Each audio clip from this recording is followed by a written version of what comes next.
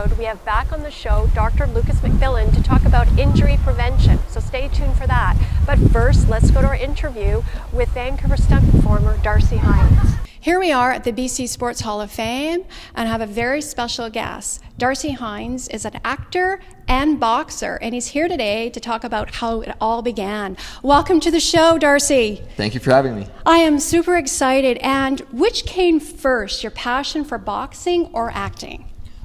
My passion for martial arts came first, and that all happened when I first saw the movie Superman, actually. And I was inspired by Superman because he's superhuman, and here's this guy above and beyond anything I've ever seen before.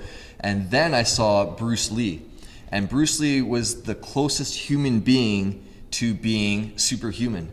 And so by seeing Bruce Lee, I just wanted to be like him. He was a role model, and so I enrolled into martial arts around age 8, and then I got into full contact fighting around age 15, and now to this day I have over 140 full contact kickboxing, boxing fights. And so the answer to that question is martial arts came first before anything. Was it an easy transition from being a boxer to an actor? Yes, it was actually an easy transition, because as a boxer, you're in the center of a ring with tons of people watching you and looking at you, and you're actually performing. So as a boxer or full contact fighter, you're performing for the crowd, and the better you are, the better of a performer you are. And as a stunt performer and an actor, that's exactly what you're doing. You're performing in front of people. So for me, being in front of the camera and having people watching just came naturally, because that's what I do in the ring, and I really enjoyed it. And so yeah. And we are in the ring. And we are in the ring right now. Yeah. And it's so, tell us about how do you prepare for a stunt role? Like, I mean, you have to have mind, body, and spirit. You do, definitely. Being a stunt performer, you have to be prepared for everything. When you show up on set, you just never know, and your body has to be ready for everything, because you can show up and you can pretty much guarantee you're going to be hitting the ground every single time as a stunt performer. No matter what you're doing, what you're going to be called to do on set, you know that you're going to be hitting the ground or hitting a wall or something. So it's important that your body is prepared. So you want to eat right, you want to be constantly training, stretching. Stretching. Yes, definitely. You don't want to pull any muscles. You want your bones to be as strong as they can. So yeah, very important. Wow. And on that note, tell us about your fitness. Like, how times do you work out? I mean, you look really buffed, as a boxer. Yeah, so I work out every day, sometimes twice a day, and for me, it's I enjoy it. So to me, it's not really even working out. It's just my lifestyle, and I enjoy it. So twice a day. So I'll usually run in the morning, either a wind sprints or a 10-kilometer run, and then at night I'll go to a boxing club, or I'll hit weights, or something like that. And what about nutrition? How important is it? Nutrition is very important, because you want to be the best you can be on a cellular level. And I learned that trying to go to the Olympics and with all my fighting, and that you want to be the best you can be, and not just look-wise, but inside. Every single cell, you want to be as strong as you can. And in order to have that, you need to eat right. So lots of kale, spinach, superfoods, chia seeds, flax seeds, hemp seeds, blueberries, all these foods that are scientifically proven to make you the best you can be. So no processed foods, no bad fats or salts or anything like that. And you don't have any desires like for chocolate or junk food? Oh, definitely, yeah. So you gotta Yes. live a little bit too. Yes. Definitely, yeah. And so if I do have chocolate, I like to try to go with dark chocolate, but yeah. So tell us about any success stories when, growing up as a boxer. Success stories. So every fight is somewhat a success story, win, lose, because even when you lose, you look back and you think, what did I do wrong, and how can I improve myself? And every win is a success story because you trained so hard, and it's such an amazing accomplishment to have your hand raised and knowing the hard work you put in, made it all possible. Wow. Yeah. And I want to say congratulations on your role in Riverdale. Thank Tell you. us about that.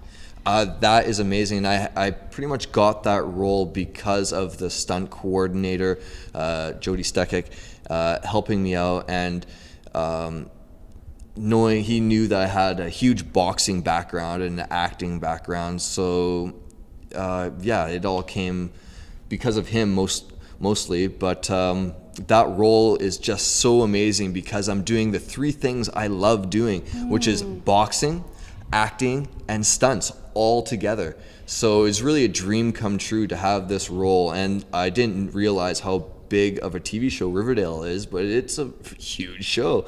And and boxing with the lead KJ, he's amazing, and it's been an awesome roller coaster ride so far. Well, and also too, you've worked hard to get where you're at. And when was your first acting role? My first acting role, well, I went to full-time acting school in 2008, and it actually, I got a commercial, I think, within 5 auditions.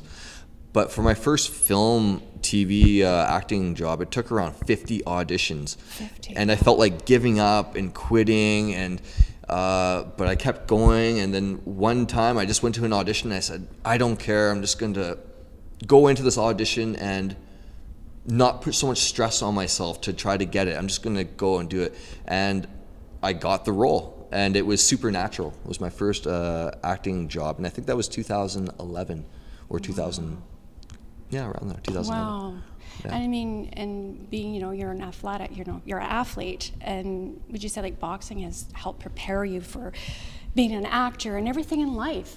Oh, 100%. And not just being a boxer, but a martial artist. Growing up and going into a dojo and bowing to the sensei and just having respect for everyone you train with and the dojo that you're in, taking your shoes off, just the respect with that. And also growing up, it always kept me out of trouble because my friends would be going out at night and partying and doing things. And I would too on occasion, but for the most part, I always tried to be healthy and strong and not get too crazy with the partying and everything. And so it's done wonders for me.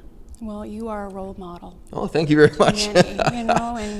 And I am excited to try some boxing moves. Yeah. So you're going to be showing me Yes, I'll show you some Okay. some boxing moves and maybe some juggling if we have time. Oh, yes, for sure. Yeah. Yes. So. And we'll be right back after this break, so don't go away.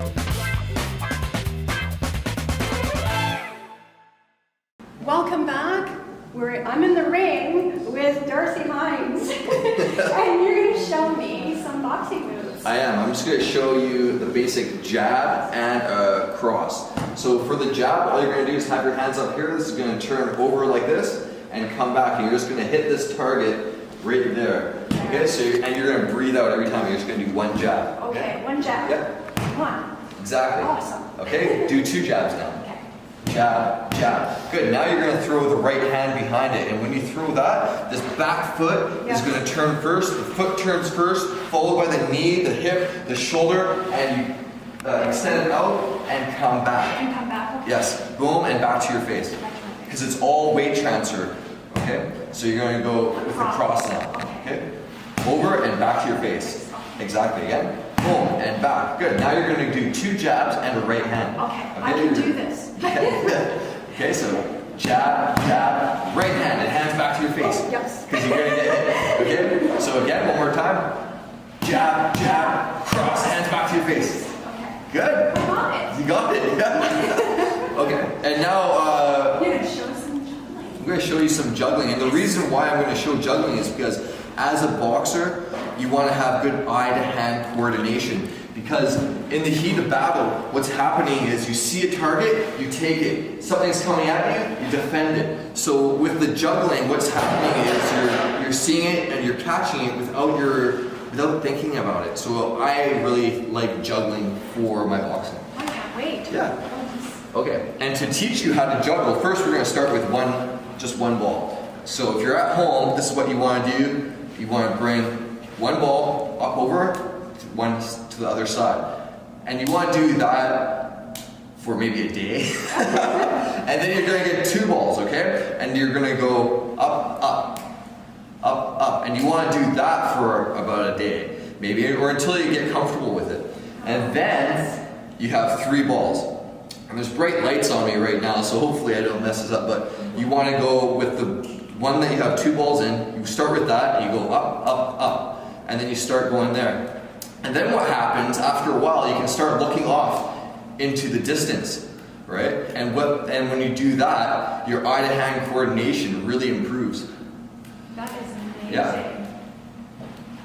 Yeah, and you can also, I don't know if the camera can go to the ground, but I can also juggle on the ground too. Yes. So on the ground here, you go like this, and then these are like guys' hands coming at you. And then if you really want, you can move your feet too. So you're doing multiple things at the same time. That is. So some small things to help you with eye-to-hand coordination. And what happens is, when I started juggling, I was able to see things off in the distance when I was driving. It actually improved my driving, and it also improved everyday life. Wow, Yeah, just by juggling. So take up juggling is what I'm saying. Yes. Thank you very much for coming on the show, and I really enjoyed it. Yeah, I'm glad you enjoyed it. Thank you for having me. Thank you. We'll be right back. Stay strong. Yes. Should I do some shadow boxing?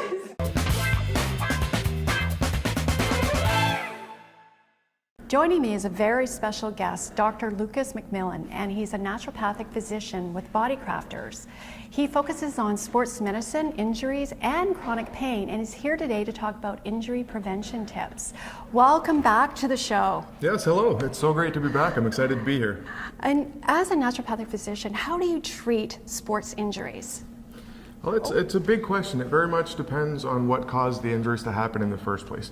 So I like to dive back to the beginning, to when the injuries actually started, and get a sense of what is contributing to it. So if we don't address everything that is actually contributing to the injury, it is very hard to give you a meaningful treatment, to actually make the pain, to make the discomfort improve. I mean, at least in the long term. There are many treatments we can try for the short term that feel good, but don't necessarily make you a better runner or don't get you back to your sport. It's much more important to do that. So treatment is the sexiest part of seeing people. It's the best part, right? We want to get better, but the assessment is actually where the magic happens. Taking the time to get to know you and get to know what caused this to happen is where the answers really lie. Mm-hmm. Yeah. So you do an assessment first, right? Absolutely. Everybody I see, we start off with a half an hour or a full hour consultation to begin with. That's step one. So we can often gather enough information to have a sense of what is causing this and what the next steps are. Then we can dive into the fun things. I mean, I offer spinal adjustments, I do acupuncture, trigger point injections, quite a few things to focus on whatever areas need help. But I really believe a lot of the answers fall under mobilization, fall under strengthening, appropriate training habits, just a lot of things that people can do themselves. I mean, I spend half an hour or an hour with them, which is a long time, but most of the magic happens when they're on their own, training, building themselves up. I mean, allowing people the information, the tools to build themselves up is, I really think, where the healing happens. Yes, and for example, you have an injury, like a hamstring injury. It may not be a hamstring injury, it may be your back. Absolutely, absolutely, and I especially find with low back pain, there are so many people with low back pain. First places we look, are your glutes tight, are your hamstrings tight? It's a lot of the starting places for these muscle soreness. It's one of the easiest things to go after. It's not necessarily the answer for everybody, and that's the point. I want to give very specific information, but it is quite different. So based on that, we can start with mobilization, start with strengthening some muscles that don't have at least a basic level of strength. And if you have that, we can put that aside and move on to other kind of treatments or approaches. Are runners bad for getting injuries? I'm a runner. Yeah, the short answer is often yes. Runners are strong-willed. I find it absolutely strong-willed. My wife is training for a short run now, but she's always running with a stroller. We have a young daughter at home, so she'll just push through the discomfort. Her hips will start to tighten, her knees will start to tighten. We do have answers for some of these things, but she will just push through, and then once the pain is gone, she'll forget about it. It's a very common thing I see, especially when you start pushing into the marathons, the ultra marathons, longer training. We need to have that mental toughness. I am absolutely impressed at the mental toughness that people have. It is not a bad thing as long as we're also taking steps to systematically care for ourselves. We need enough rest. Hugely, overtraining is a possible thing. Under-resting is absolutely a thing.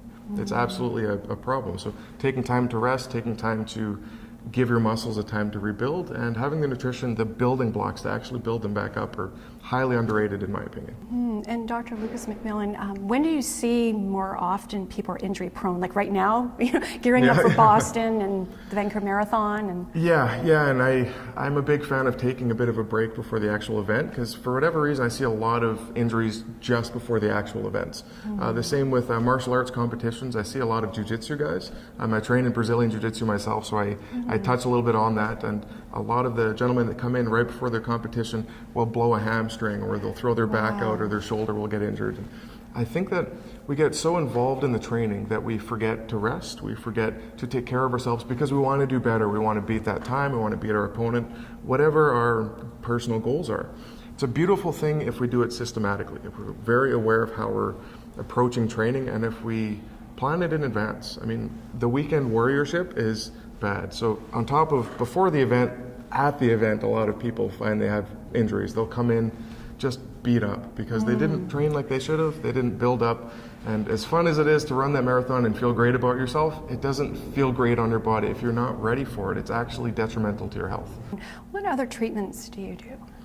Quite a bit. So I love offering spinal adjustments. I don't only do that. I don't feel that by itself is going to be a treatment program, but if I have somebody with a tight back that otherwise doesn't feel like it's moving appropriately, that's one of the tools I use. A lot of hands-on medicine. I feel that's a great assessment and treatment by itself. Some of the fancier therapies I use would be using acupuncture needles to actually poke around into tight muscle points. So it's called intramuscular stimulation. Myofascial injections are very similar, where we inject a local anesthetic into those trigger points or into those tight muscles, so it helps to relax things a little bit faster. The point isn't to numb the area, but it's to reset the muscle so that it relaxes a little bit more. And a lot of times pain is from that contracted muscle, so if we treat that, we can help the pain. Of course, while addressing what is going on underneath. I have a wide toolkit. I love what I do. I can offer so many things. So I'm not great at everything, but I feel I can assess for many different conditions and then refer off as necessary. I love chiros, I love other naturopathic doctors, I love medical doctors. I think that we're part of a team, and if we have a team approach, I really believe the patients can win from that. I can offer something, somebody else can offer something, and we can build a program together to really help people achieve their goals. Your goals and my goals are different, so it makes sense to me that we might have a different approach to treating or to training or to building our bodies up. Sometimes I refer off for that. That's often the best thing to do. That's wonderful. And it's called platelet-rich plasma? Platelet-rich plasma, PRP. So, it's one of my favorite therapies. It's incredibly cool. So I always like to preface, it is not for everyone, but if you are the appropriate patient for it, it is the best way that I have for, say, knee arthritis or many knee injuries to actually help to rebuild a little bit of the tissue in there and to greatly decrease pain. It is incredibly cool. So the way that this works, like let's say that unfortunately one day Christine had a sore knee. It's been building up over time. She's tried exercise, she's tried massage, she's tried chiro, physio, seen a variety of practitioners, and we're still not able to get this pain to go down. One of the therapies we might consider would be the platelet-rich plasma. So what it would look like is we would draw a little bit of blood out, we'd spin it in a centrifuge, and we would take out the part in your blood where the growth factors live. So why this is awesome is growth factors are something normally found in your body that get your body to heal, to repair, to grow. So we can take that out of your blood and we can put that back into whatever tissues are damaged to help rebuild them. We're turning on your healing response, and we're turning what is often a long-term injury that your body has almost started ignoring into an acute injury, so your body is going to start healing it. And even cooler than that, we can turn the growth factors up to almost 10 times what your body would normally do. So it's not something that it's not a chemical, it's not something that we're taking from something else. We're using the communicators your body uses to heal and focusing them on whatever tissues need help. So it's great, it's great for rotator cuff injuries. There's a fair bit of research on rotator cuff injuries, knee arthritis, Tennis elbow, I've used it a fair bit. Plantar fasciitis, not something that I offer, but a lot of people do. Incredible therapy. I just don't have the tools to do it appropriately, so I refer out. I love it. It's one of my favorite therapies. Not everybody gets it, but when I use it, I love it. I have so much fun with it. I have great results. That's wonderful. And if people want more information, where can they go? Yeah, I have a personal website, so www.drlucasmac.com, so drlucasmac.com. We have our website at www.bodycrafters.com, which is the clinic that I'm working at. We're exploring some telemedicine and mobile options, so you can find more information on that at the Dr. Lucas Mac website to see exactly what we can do for you. You're always welcome to contact me. Of course, you can contact me directly. I'm very happy to discuss what the options are, and if I'm not the right person for it, I offer a brief complimentary consult to see what the options are and see if it is a good fit, because honestly sometimes it's not, and I want to be sure that anyone who's coming to see me is getting what they need. It's not just about getting more people in the door. I want to make sure it's a good fit. That's wonderful, and thank you so much for coming on the show, and we'll have you come back. I look forward to it. I really do. Yes, and we'll be right back after this break. Hello, I'm Dr. Lucas MacMillan. I'm a naturopathic physician. I focus on sports medicine, chronic pain, and injuries. I love what I do. I'd love to meet you. If you'd like to get in touch with me, you can go to my personal website at www.drlucasmac.com. That will always link to the clinic that I work at. There will always be up-to-date information on what I'm doing and how I can help you. So feel free to connect with me at any point. I also offer a complimentary brief consult if you'd like to get to know me better and see if this is right for you. Hope to see you soon.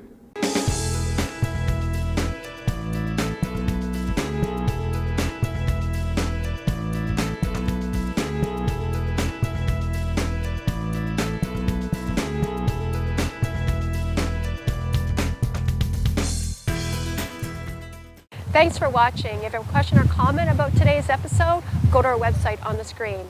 Until next time, run with it. Run With It is sponsored by BC Sports Hall of Fame, Dr. Lucas MacMillan, naturopathic physician, Jennifer Kelly at A-Lane Hair Spa, and Mallory's Fashion Network.